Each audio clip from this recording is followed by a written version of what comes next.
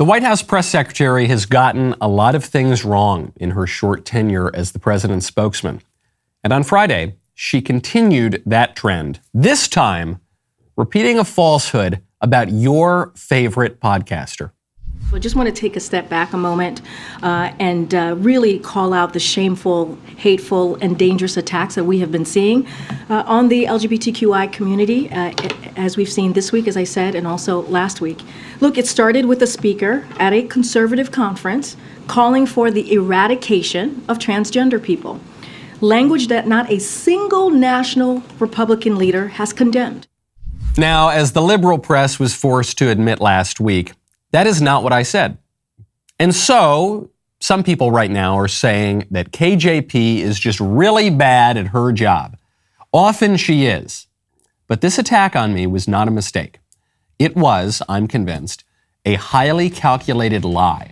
A desperate Hail Mary pass, a last-ditch effort after a week-long failed attempt by liberals to stop conservatives from reframing the transgender debate, which the libs thought they had already won. We'll get into it. I'm Michael Knowles. This is the Michael Knowles Show.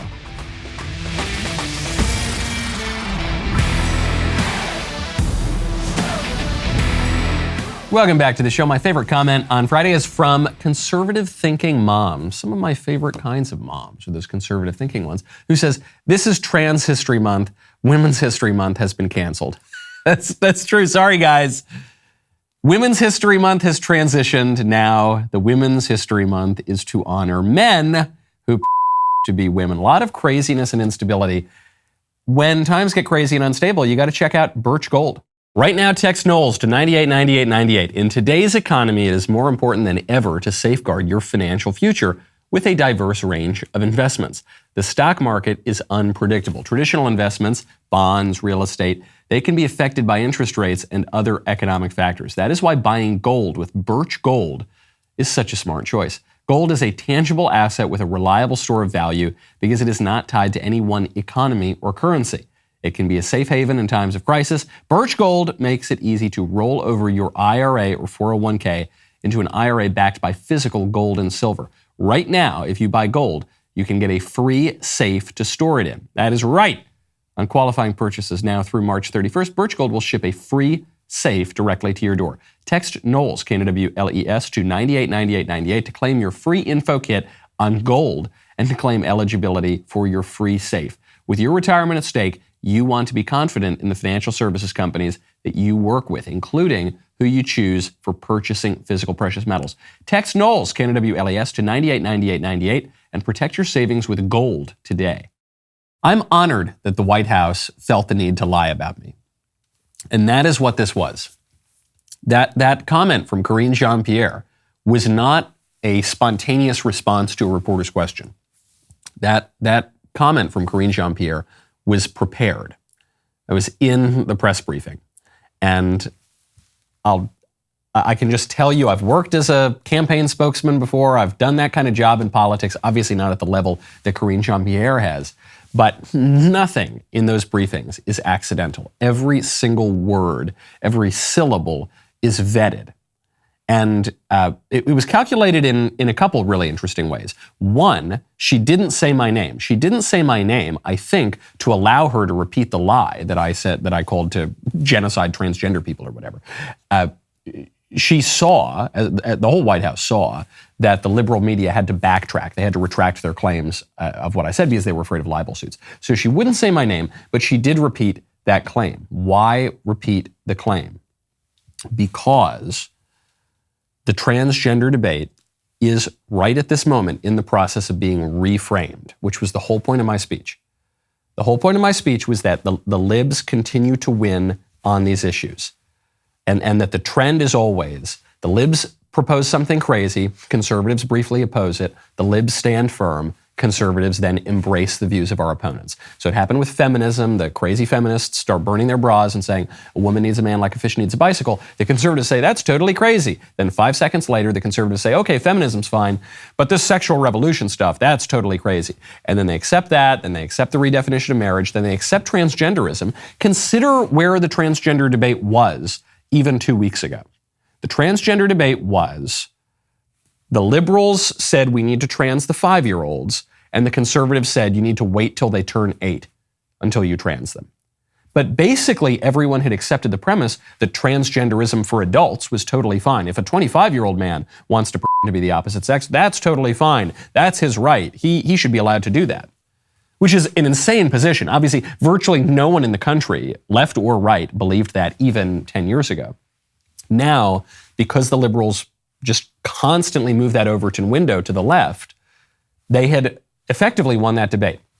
The reason the libs reacted so strongly against my speech was not anything particularly special in the speech. I just said, no, I'm not conceding that ground. Transgenderism is either true or false. If it's true, then it's true for everybody of all ages. If it's false, as it obviously is, then it's false for everybody of all ages, and we shouldn't tolerate it for anybody. The second you allow even one man, one 50-year-old man to that he's a woman in public life, you have granted the whole premise of transgenderism. Women have lost their bathrooms. Women have lost their sports teams. Women have lost every special right and privilege and space that they have in public life. And so it's an all or nothing question. There is no middle ground. So the White House had to lie because the attack from the media failed. They were forced to retract their libelous statements. And then the attempt to cancel me failed. The conservative media rallied around me. And so this Hail Mary pass was from the White House. And it makes sense when you realize that the point was, 1, to intimidate me into recanting, didn't work.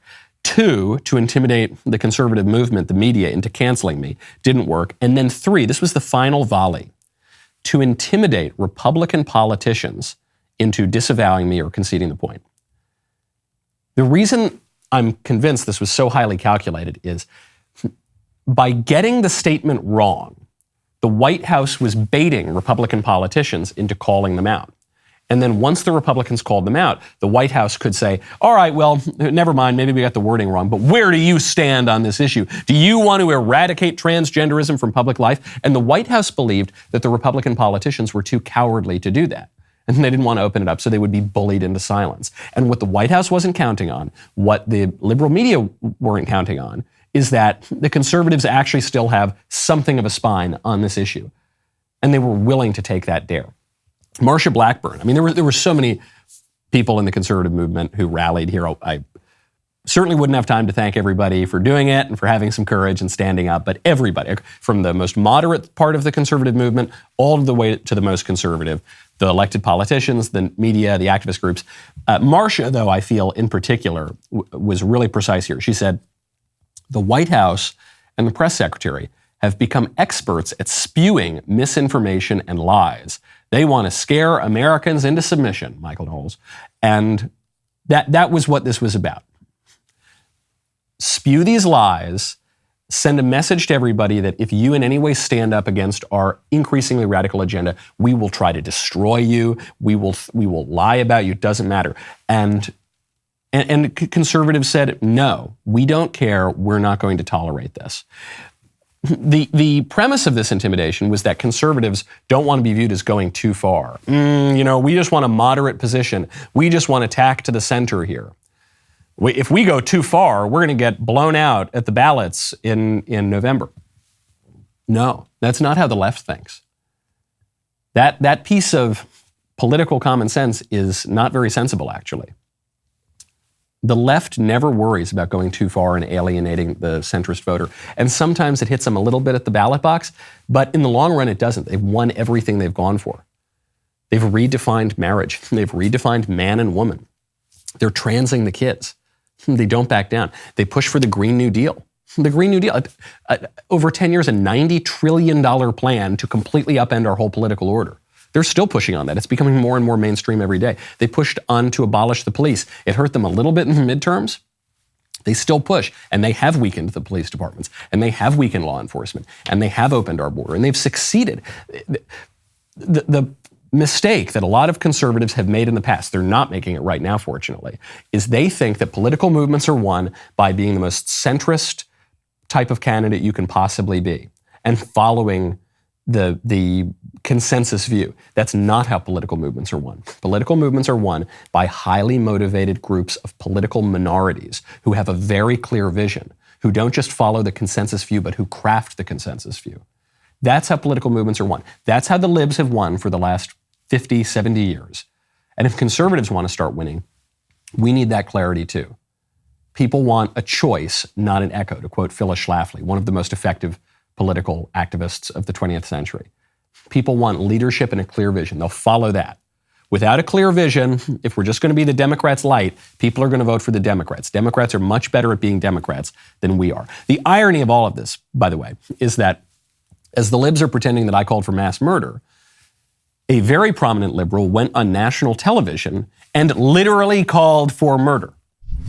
We have experienced many decades now of having agency over our body, of being able to determine when and how many children to have. We know what that feels like. We know what that's done for our lives. We're not going back. I don't care what the laws are. We're not going back.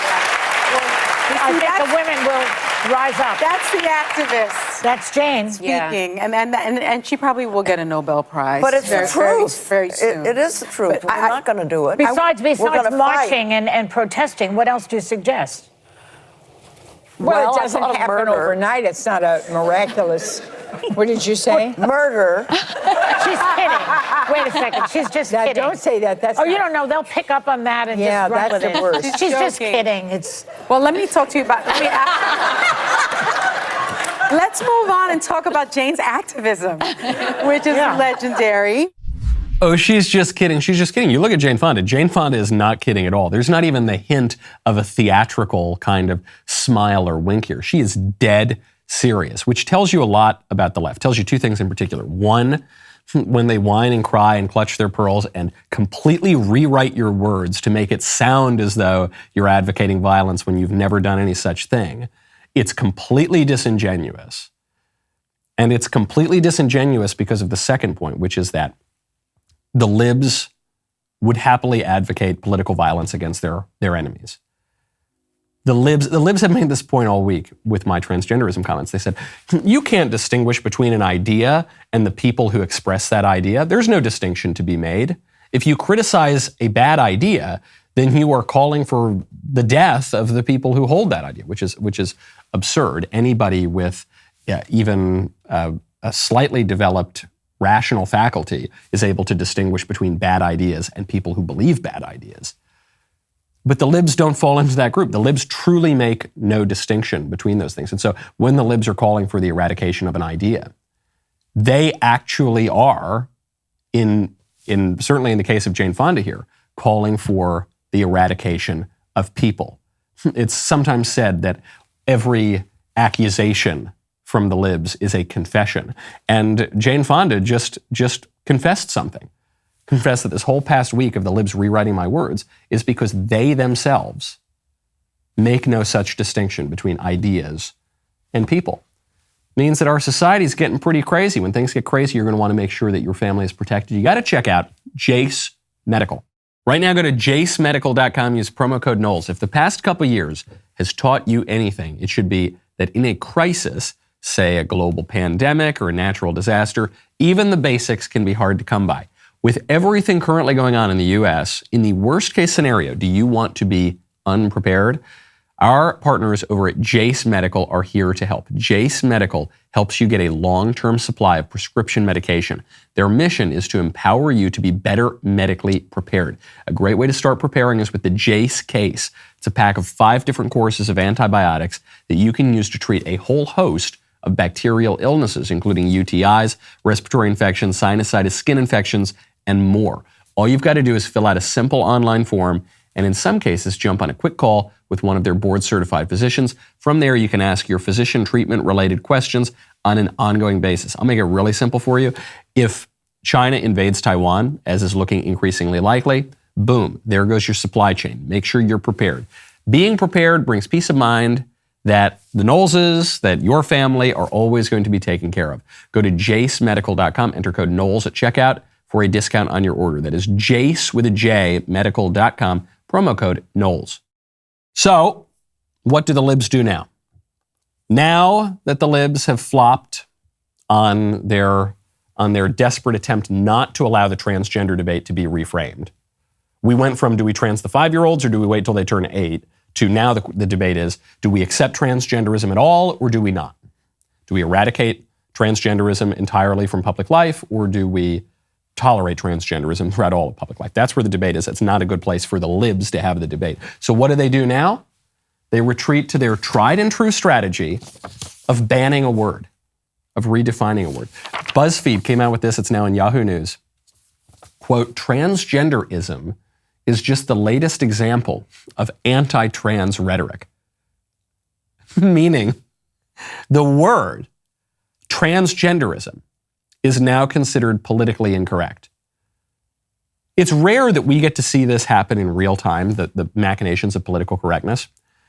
And having written an entire book about the history and meaning of political correctness called Speechless, Controlling Words, Controlling Minds, #1 national bestseller, you can order it. There we go. You can order it whenever you like.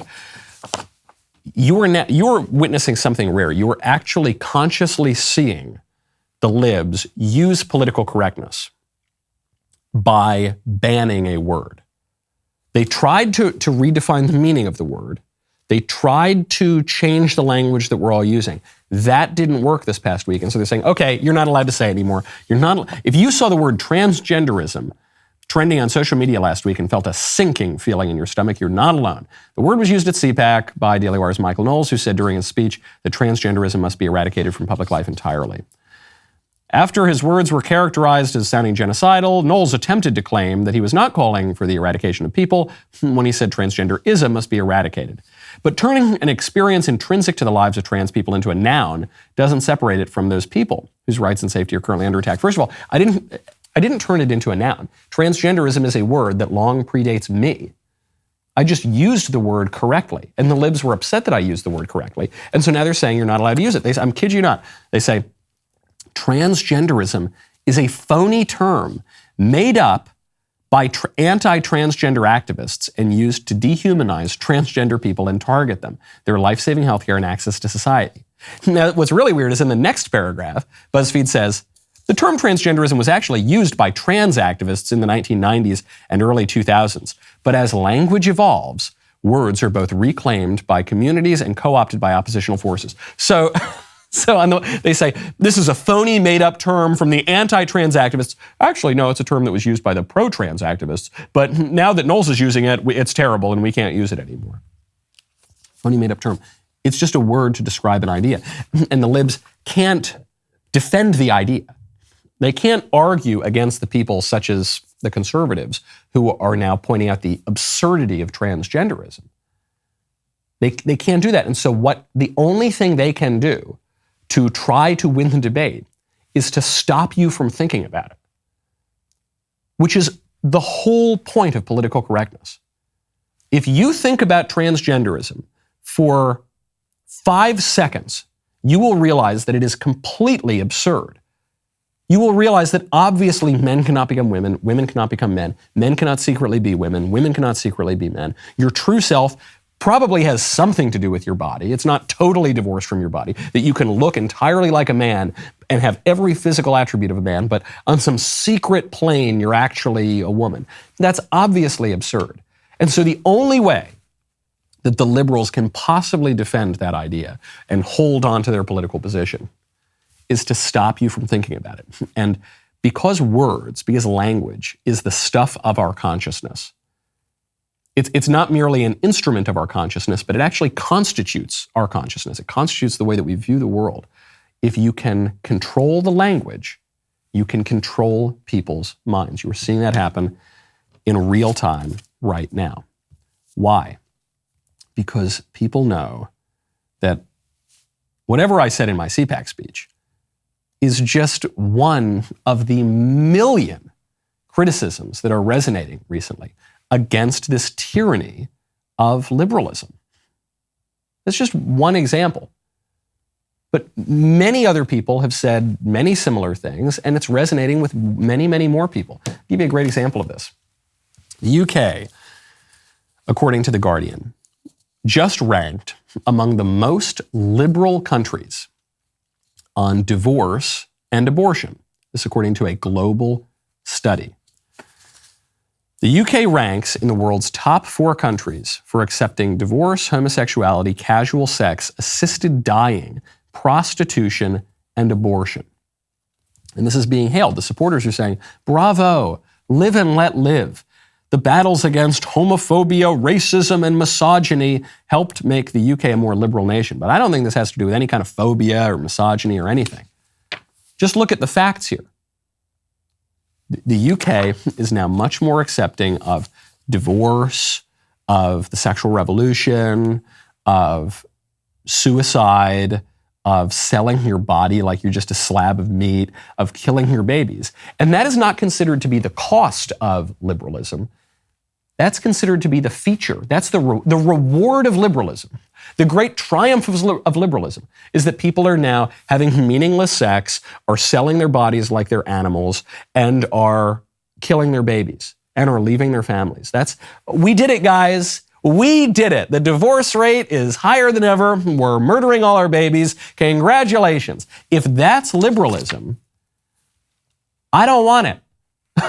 And I don't think I'm the weird one here. I think I'm representing the normal person's view, which is if liberalism means we destroy our families, kill our babies, tank our population, engage in all sorts of destructive behaviors, then something's wrong with liberalism. I think we need to be much less liberal. I think it would be great if our countries, if the motherland over in the UK, if the United States, if the whole West ranked much lower on global studies of liberalism, because liberalism brings about pretty much nothing but misery and national destruction.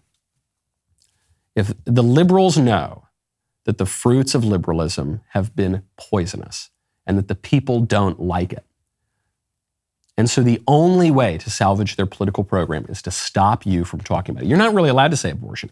You're supposed to say reproductive health care, women's rights, ridiculous euphemisms. You're not allowed to talk about divorce. You talk about our individual rights to pursue our own desires, the freedom to destroy our families. You're not allowed to talk about suicide. You say, no, it's medical assistance in dying. It's how you transition. No, it's just killing sad people and mentally ill people and old people. That's what it is. It's just it's just killing people. You kill the babies through abortion, you kill the old people through doctor-assisted suicide. That's it. And we don't want it. And we don't want that. And the libs don't want us thinking about it because no reasonable person wants any of that. That's the reality. And so you've got to push through this euphemistic language to see the reality. And there was a TikTok just went viral of a mother who had had an abortion, getting through all of those euphemisms, all the rosy PR that the abortion industry puts out there, showing people what abortion really looks like for the mother. Does nobody talk about how hard abortions are on a woman? It's probably been a month. And I hate myself every day. It sucks because in the moment I felt like I was doing the right thing. But every time I'm going to bed or I'm just alone, I just think about what if? Because I'm not a child, I'm an adult, so this just hit me on a different level. I had all the means in the world to do it on my own. But I thought I did it so that it would benefit not just me, but also everyone else. And I'm just so broken. I didn't even get the chance to be at home or anything. I just went to work. And I just want this to be over with already. I'm emotionally drained. I can't do this anymore. Your heart breaks for that woman because even though she did a very evil thing, she doesn't seem to have quite understood it. She had bought into so much of the PR of abortion, which is everywhere. The PR which says, oh, this is no big deal. It's like getting your appendix removed. Oh, it's not. No, you're in and out. It's just a clump of cells. It's not a baby. It's meaningless. Just go back to work the next day. Let's go, worker bee. We can't be having you taking any time off to have a child or raise that child. No, you got to make more widgets at the factory. That's your freedom. That's the fruit of feminism. That's right. You get the privilege of killing your children, being pressured to do that by the culture, and then getting right back to work so you can earn a paycheck. Aren't you so happy with your freedom? And she's now experienced this, and she says, oh my God, what have I done?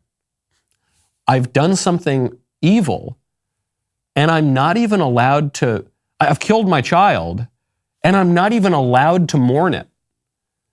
I'm not even allowed to admit that I killed my child, and I'm not allowed to mourn it, because if I am granted even a few days of mourning, then I would have to admit the reality of what abortion is. And even if I personally am willing to do that, the society will not allow me to do that. This poor mother, your heart breaks for this mother who's telling you the reality of abortion. She says, I thought it was fine when I did it, but then I went to bed and I can't get it out of my head. Right, the thing that's nagging at you is your conscience, which your conscience can be dulled through the indulgence of vice, but it's still there.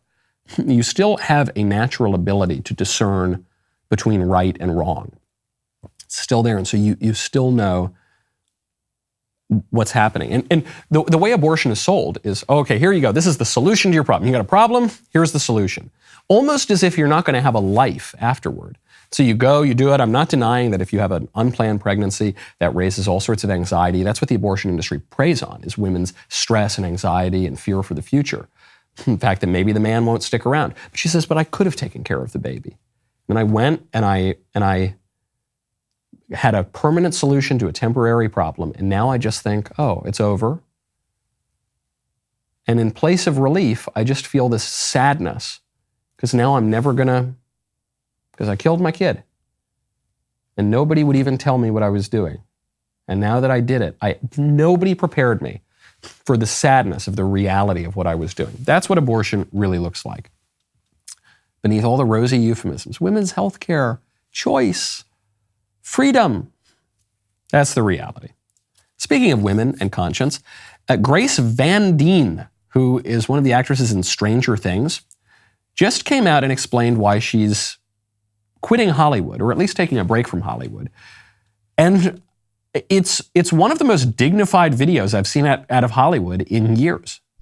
Turning down acting projects and deciding to stream more. But the fact of the matter is, the last few projects I've worked on, I didn't have the best experiences. One of the last movies I did, one of the producers asked me to, he hired a girl that he was sleeping with, and then he had her ask me to have a threesome with them. So, that's my boss. And so I don't really want to be pressured to have threesomes with my boss, and so I'm having a new job now, which is similar to my old job, but it's a little bit different. Good on her. Good on her. This is a reminder that integrity has a cost to it. There are going to be all sorts of temptations in life to give up your integrity, to trade your integrity for a little bit more fame or a little bit more money or whatever, a little more convenience, a little more ease. And she says no. And so she's giving up acting projects because she doesn't want to take a ride on the casting couch. Some people are saying, well, she shouldn't have to pay the cost of that integrity. This dirtbag producer, he should be held accountable. Yeah, he should. Totally. He should. Would that it were so simple. But that's not the way Hollywood works. Don't look at us conservatives. It's not the conservatives who run Hollywood, okay? That's not the way Hollywood works. That's not the way Hollywood has ever worked. There's risk of corruption in all industries, but especially show business, because the promise of fame is so tempting and so precious to so many people. And because the commodity that you are selling in show business is yourself, is your body. So it's no surprise that that commodity is traded in the back rooms, even as it's traded on camera as well. And she knew that. And so Grace Van Dien could try to restart the Me Too movement. The Me Too movement was always bogus. It was always just a PR stunt. Not the women who were complaining about the abuse, but all of the Hollywood dirtbag men said, oh, he for she, I'm with her, time's up, me too. They're all the ones perpetrating it. And they had no intention of changing their behavior. It was all totally fake. And so instead of Grace Van Dien saying, I'm going to wait for reality to be different than it has always been in this dirty town, I'm not going to do it. If that's the cost of being a big star in Hollywood, I'm not going to do it. I'll go do something else. Good on her. This is the consequence of a theme that we've been talking about for the past week, which is feminism and the sexual revolution. Feminism says women and men should be treated exactly the same. They're indiscernible. Woman needs a man like fish needs a bicycle. Well, consequence of that is men are not going to treat women with a special care. They're going to treat women the way they'd treat men, with the same kind of roughness that they would treat men. And that's no good, because men and women really are different. The sexual revolution, as a consequence of feminism, says, oh, sex, it can be totally casual, doesn't mean anything. And so sex is going to be traded as a casual thing in Hollywood. It's a direct consequence of this. And rather than try to change the whole world, Grace Van Dien says, I'm out. See ya. Good on her. Very, very impressive. I think it's irrefutable, though. All this sexual revolution stuff stemming from feminism has not succeeded at what it promised to do, which is make everybody happier. It has made everybody more miserable. I gave this talk in Buffalo on Thursday. 1,000 people showed up, even though the room was relatively small. It was only about a 300-person room. It's probably 500 protesters. So even just the protesters wouldn't have been able to fit into the room. And it was a fairly modest speech on the history of feminism and how it pertains to political correctness, wokeness, leftism. Relatively dry speech, but people got so wound up about it. There was a debriefing at the Gender Institute of the University of Buffalo. Debriefing by these professors and students to work through the stress and anxiety caused by my campus lecture. This was a really emotional, so I'm going to go back a step and say it was an awful experience. And that probably the worst part of it was the absolute glee that some of the audience took. Honestly, I have not seen such glee except maybe in, Nazi propaganda, it was really something. The long lines were engineered to create fear. So there wasn't that's not free and public discourse. That's a performance. Okay. So much there. First of all, the long lines were engineered to create fear. The long lines were a result of lots of people showing up to the event. They weren't engineered. There was a door to the event and people were allowed in until the room was filled. And when you are waiting to get into a show or a lecture or any public space, you wait in a line. It was the fear, the long lines of the fear. But if you did make it into the room, the worst part was the glee. People actually liked what this awful man said. And the only time I've seen glee like this was in Nazi propaganda. If your only reference point for glee is Nazi propaganda, something has gone seriously wrong in your life. If you can't, when you think of glee, you don't think of my child's birthday party, the look on my loved one's face as we watched the sunset. If you know, the only gleeful experience that you can think of is a Nazi propaganda movie, your life does not have enough glee, okay? You need to go outside and touch grass and, I don't know, go watch a movie or something. Go take a walk on the beach. Anything. Get something in your life that is not totally misery-inducing. But unfortunately, these people live their lives in accordance with ideas that are not conducive to their flourishing.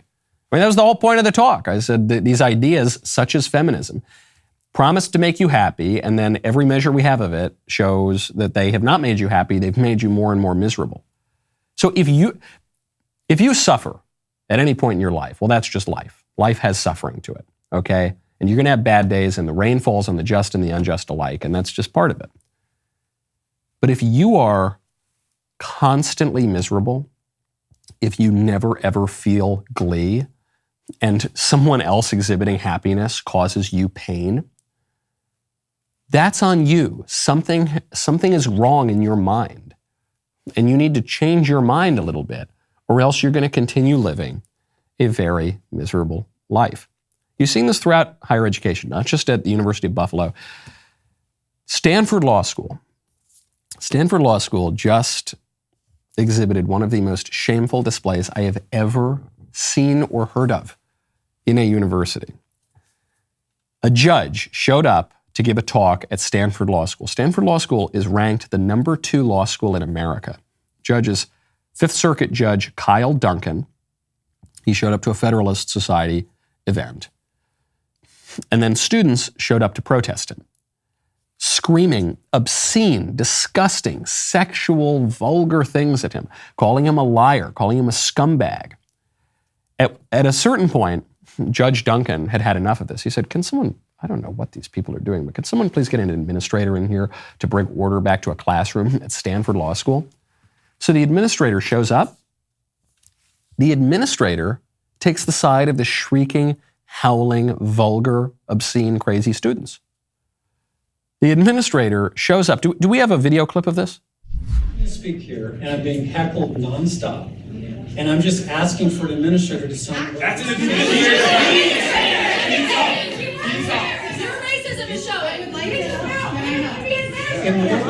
Wait, just respect black women. If you want a marketplace of ideas, you have gotten what you wanted, take it. Like, do you want an echo chamber? What's the issue? Can I help? I guess I have prepared remarks, but And I want you to be able to. I want you to be able to. Go ahead. Yes, please. And I had to write something down because I'm so uncomfortable up here. And I don't say that for sympathy. I just say I'm deeply, deeply uncomfortable. I'm uncomfortable because this event is tearing at the fabric of this community that I care about and I'm here to support. And I don't know, and I have to ask myself, and I'm not a cynic to ask this, is the juice worth the squeeze? And it's uncomfortable to say this to you as a person. It's uncomfortable to say that for many people here, your work has caused harm. Is the juice worth the squeeze? That's the administrator. She says, look, your lecture is tearing us all apart at this community, and I guess you have a right to give it. And so this is very, very terrible, and the judge shows up and gives a talk, and the administrator is called in to put down these howling banshees and say, pipe down so you can listen to your better. Pipe down so you can listen to an actual federal judge from whom you can learn quite a lot if any of you ever want to be lawyers or judges someday.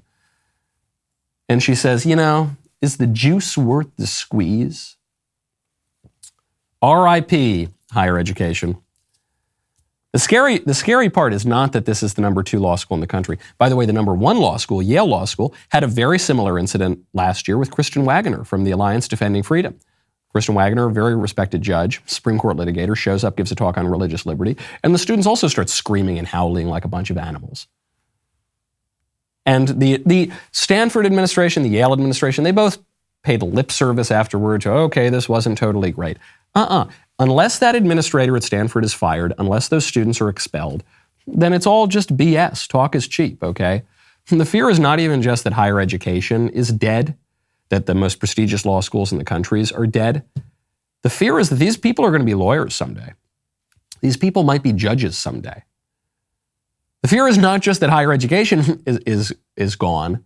It's that our whole system of law and order and civil government is gone. What if I told you that there's one book that has done more for literacy than any other book? It has shaped literature, art, culture, government, and countless lives. I am, of course, referring to the Bible. You know who else the Bible's had an influence on? Jordan B. Peterson. In addition to his Exodus series, Jordan has a documentary called Logos and Literacy where he traces the Bible through history to show you the impact that it has had on the Western world. Here's the trailer. I was very much struck by how the translation of the biblical writings jump-started the development of literacy across the entire world. Illiteracy was the norm. The pastor's home was the first school, and every morning it would begin with singing. The Christian faith He's a singing religion. Probably 80% of scripture memorization today exists only because of what is sung. This is amazing. Here we have a Gutenberg Bible printed on the press of Johann Gutenberg. Science and religion are opposing forces in the world, but historically that has not been the case. Now the book is available to everyone. From Shakespeare to modern education and medicine and science to civilization itself. It is the most influential book in all of history, and hopefully people can walk away with at least a sense of that. This is the part where I would normally tell you that Logos and Literacy is only available for DailyWire Plus members, but we are making it available for free for everybody at DailyWirePlus.com. Only for a limited time, though. So watch Logos and Literacy today at DailyWirePlus.com. Speaking of hysterical leftists, we're a few months early here, but I'm prepared to bring this out now. Got to give a hat tip to Jack Posobiec for calling my attention to this. June 21st, 2018. Greta Thunberg, Saint Greta of the Blessed Sailboat, tweets out, a top climate scientist is warning that climate change will wipe out all of humanity unless we stop using fossil fuels over the next 5 years. Greta has apparently deleted this tweet. I'm just going to look at my calculations here. It's 2018, now it's 2023. Carry the 7. Oh, it's been 5 years. Almost, it's been 4 years and 9 months? We are approaching the end of the world, aren't we? And yet, the behavior of people might seem to predict the end of the world, but the natural facts of the earth seem just fine. Another doomsday prophecy has not come true, as all the rest of the doomsday prophecies have not come true. This is what the libs always do. They tell you that in 12 years, 10 years, 5 years, the world is going to end unless you do exactly what they demand that you do, unless you give them all the money and all the power, and then maybe we'll avert the end of the world. And then those prophecies never come true. But they're so far into the future that the libs assume that you'll never call them out when they don't come true. This has been the case since all of human history, but it goes back to the population bomb. Paul Ehrlich in the population bomb said in 1970 that within 10 years there would be mass famines, the world population would plummet, it was inevitable. We could start now sterilizing people and killing babies through abortion, and we might need to even coerce it, but it's still not going to help all that much.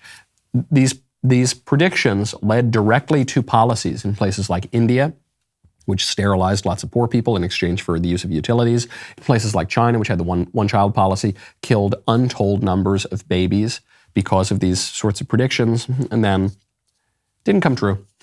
Didn't matter. Actually, 50 years on, the world population doubled, malnutrition was in an all-time low. Oops, got it wrong. It's always wrong.